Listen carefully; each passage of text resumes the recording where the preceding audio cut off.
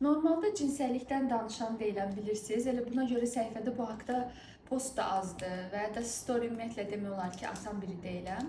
Amma bu yaxınlarda bir cinsəlliklə bağlı, vagilizmlə bağlı bir pasientlə işlədim.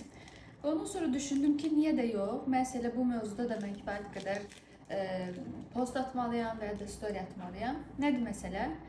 Cinsəllik evliliyin şoçki kimi bir şeydir. Yəni bizim dildə desək, elektrik sayğacı. Amma şoçki sözünü də hamınız bilirsiniz.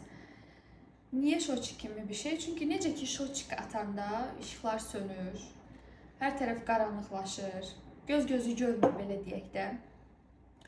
Biri birbirinin ayağına tapdıyır, biri birinə dəyir, nəticədə birbirini incitmiş olur və nə yaranır? Dolayısıyla xaos.